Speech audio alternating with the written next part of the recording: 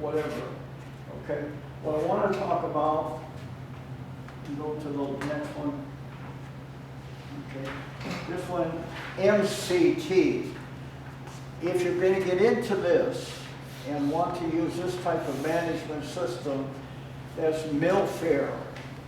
It's very complicated stuff, this RFID, way above most of us in Killeen, okay? That's the one that is standard, so you'll buy lots of things that won't work.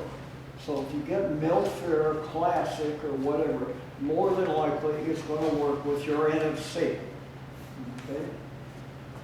So, okay, wait, no, back off. You got to get the right thing. Come back. Alex, step back. Come back. Okay, there's two of them. This is tools, go into tools. Okay, go into UID, log. Okay, now, UID is identification. It's like your social security number. Everything comes from the manufacturer with a UID. You cannot change it most of the time. It's standard, okay? So, when this log reads it, you can see it's got your time and date stamp in there, and then your number, okay? So now, read it. I've read it, okay? Now read it. Eagle 1.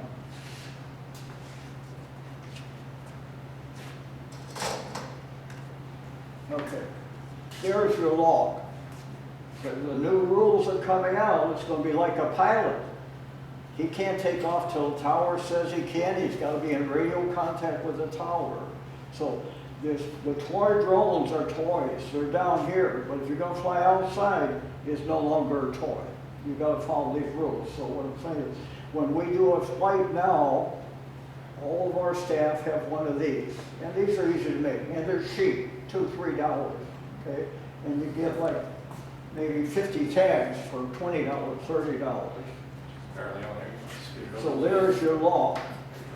Now, if somebody else is going to fly, Alex, put yours in. We'll wait, somebody who's got a band.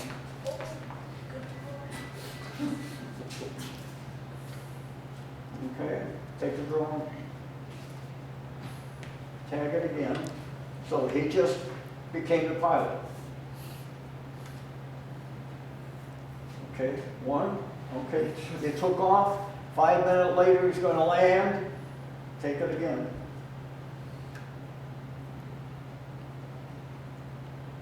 That's okay. You follow what I'm saying? Yeah. Now we've got the time. Now all we need is the brain power to get that into Excel, which we have. We've worked on it now for a long time.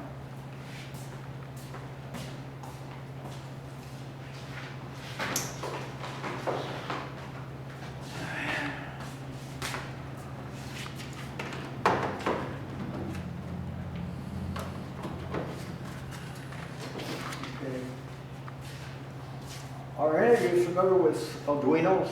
Most of my, A little bit. okay. Arduino is a microcontroller. Everything that you have is controlled by microcontroller. Every window in your car, every lock in your car, whatever it is, it's got a microcontroller. Probably has a motor, what we call linear accelerator, actuator, roll up and down motors to turn one in. So I'm saying, like it or not, we've got to get that technology to our kids. So you can buy the Arduinos very cheap, $10, $15 and now so we're on. using But then you have to learn what to do with them. This is a reader here Raise your hand. for. Yeah, I think now, Okay, wait a minute. okay. He's got to get his phone. Can you Yeah. wait? Yeah, now it's fine. Because I have to change this Oh, no, it's fine. No, you're not. to hear you. I'm sorry. Oh, it's okay. But we'll answer all questions. That's what we're here for. Okay, go ahead. In the school setting, a lot of times we're using microbit controllers. It's the same, I think it's the same thing As as an Arduino. Arduino, yes. Doesn't matter what you use. Yeah. we're presenting what we do. I Yeah. don't happen to like micro bits, but I'm not against it. You Yeah. know, I have some at home. Yeah. But what I have found is what the world uses seems to me to be what I want to use. Oh, The yeah. Arduino is, and I find it easier to get to somebody in China than to get to you. Yeah. That's the funny thing. Yeah. You know, but I got 2 requests last week from Brazil on swarm flying, because we're past one drone. Our philosophy is that, you know, if you go later, you'll hear her. They can fly 4 drones for a sky show. I can't think what they call them now. You need a minimum of 10. For a geometric figure, a star, you Yeah. need 10 drones. Well, I've worked with that company for 4 or 5 years now. We have theirs. I've got 4 drone comes in a packet, and I've got enough where I've got 12 of them.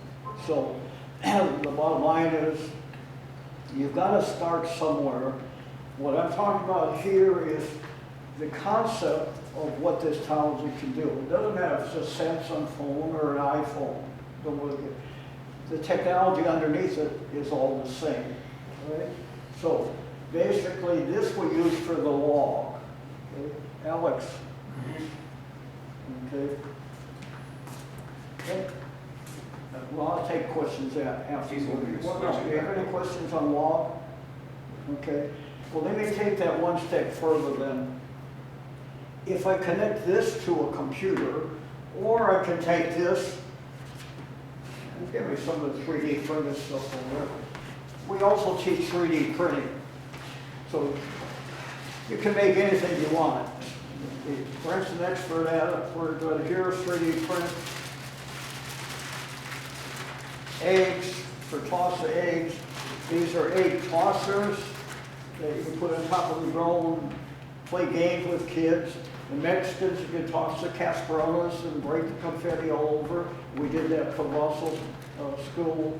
The girls loved it. Yeah. So anyway, we can print a case for this here, or anything that we design, and then do it just like our cell phones. And the next step, though, is the hard one for area here. I got a request last year, I couldn't believe it, last summer, from Bell County Museum. They had an ad in the paper today, if you read Killeen, they had one yesterday, to teach a coding class to 7-year-old and less. And so I don't know if I can do it or not. So I checked out, I found out I could do it. You know. But I got sick with COVID, so I didn't do it. So the second one was 7 to 12-year-old. But in China, at the 3rd grade level, they are teaching the Chinese kids to code in English and Chinese. We have a hard time getting anybody here, teachers and group, to learn how to code. You know. How many people here can code in Python? Good. How many can code in 3++? Sort of. That's the language for the Arduino. How many can code in graphics? Scratch. It just, it's not good. I can do From my- JavaScript, Java, Python. Anyways, what has happened in the world is coding is terrible.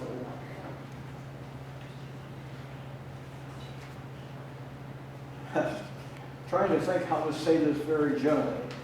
My grandson has his degree from Texas A&M in computer science. You know what he's doing in his job? He's a janitor at the Career Center. We don't have the jobs here. Plus, the major problem is, even working with me, he can't work with me. They taught him all software. He never got his hands on hardware for $10. Yeah. You know, to me, it's like a husband and wife. They just go together. You can't do one without the other. C++ is the language here. It's easy. C wasn't so easy. They added plus, and now most people who know how to write well, that means question marks, exclamation marks, etc., can easily program there. And now what they do it in graphics.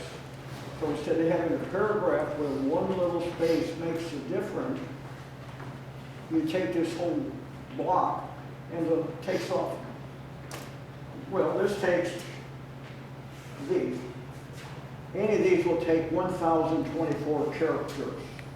So I didn't bring it, but another one of what we do is also, where my red thing go? The music stand. Okay. Get it for me?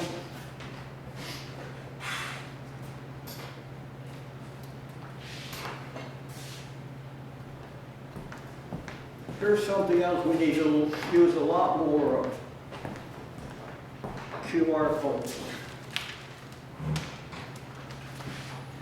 Alex's sister does these for us.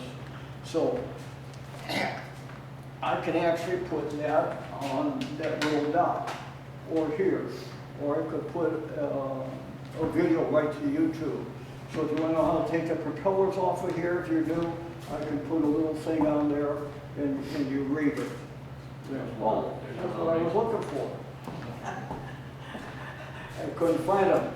This is the Mini 1, that's the Mini 3. But anyway, It's got did you this. take them off? No, there's a sticker on there.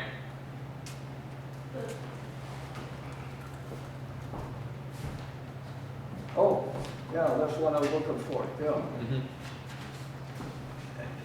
And this is something too, I'm a retired doctor. I love microscope work. I worked in a lab for 5 years. So your slides, you know, are only this big. On each side, you have a 1 inch and a 1 inch and then a specimen in the middle. Usually you put a label here. Well, I have to work with a German doctor from Killeen for about 3 or 4 years on trying to get as much information into a QR code as small as it will go. So where we're at right now is 1,024 characters. If any of you are into hexadecimal and binary, you know what 1024 is. 2, 4, 8, 16, 32. That's kind of the upper limit for a lot of stuff. So underneath here is a RFID code. So I've got 1,024 characters there, which would be a paragraph, your pathology report, your radiology report for X-ray, whatever. Then on top of that, we put this. So now I can have a video on how to take off the propellers or whatever. So we're at the point where you can put in as much as 2,024, 48 characters into a small space. Now the key is to get that into Excel. Here. So if I just light some fires here, that's all I'm here for, okay? Or to get a line of communication with somebody who wants to do it. This is their spreadsheet. You want to tell us how you get it in here? I manually input it. Manually input it. Okay? Well, that's easier said than done. He's trained. He's got a 501c3. If I want 15 students to do it as we toss the eggs on Mexican Independence Day, it's not so easy. Or even finding and hiring somebody to do it is not that easy. Alex's sister's worked with me now for 3 or 4 years. She does all this. But I'm saying it's not that easy. You've got to put out, the learning curve is pretty steep for this. So what I'm saying now, Excel, and put this in the back of your mind, does anybody know what data streamer is?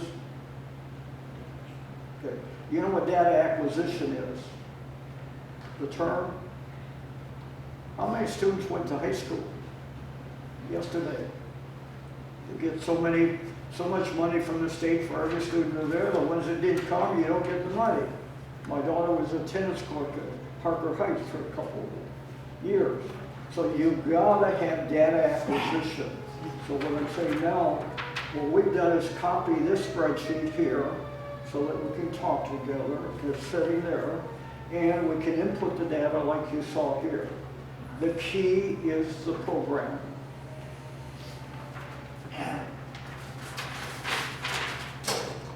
The program we have written, I have the computer, anybody wants to delve into a little bit further, to do it. It's pretty complicated stuff, okay?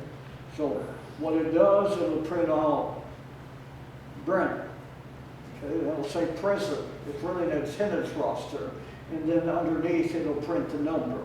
So we can change that to, we can change present to takeoff, we can turn present to landing, we can manipulate, massage it any way we want, okay? The problem is we want to get it, this is the key, on the fly into Excel, all right? You got 10 students, class is over, you want to know, you don't want to spend lots of time. So Data Streamer you can download from Microsoft and put it on. For example, yesterday's a good example. It was hot. Here comes a storm. Now it's cold, right? So you want to stream that, just like Channel 25, I watched during the whole thing. You want that streamed from here to Excel. So basically, look up Data Streamer. You need that. You need our program though to go from here to the Data Streamer, and then at the end you end up with this guy. And you don't have to hire somebody to do all this work. These things have done it all for you, right? So anyway, what I'm getting at, we need to get more people interested in RFID. And especially from the high-tech thing. Like it or not, Congress made it law as of September 16th. So we're not going to have a choice. And even if people buy it, they're not going to know how to use it because it's pretty complicated stuff. But it's going to come on your phone. Most people hope it does it. Photographers, construction people, that means that if you're going to go take pictures somewhere, I can keep track of everything you do. Then I can go to your employer or your contractor and say, well, I'll do it for $100 less, and he did it. You know? So from the standpoint of commercial and business, they're saying it's not good. So, but for those of us involved and interested in safety, my thing as a doctor, I'm interested in saving lives as simply as possible, okay? So, I'm sure if you follow the drone world, you know there's lots of people out there doing dumb things. So the bottom line is the drone is becoming an airplane, basically. You have to have a log of your flight. So again, I just showed you how to make a log. You have to have a log on the maintenance of your engines if you're going to fly a commercial drone, okay? Or heavy. I'm not sure that's in drones yet, but it's coming. But in the airplane, for sure. You have to have 1,000 hours, you have to have so much spark plug change or whatever. So,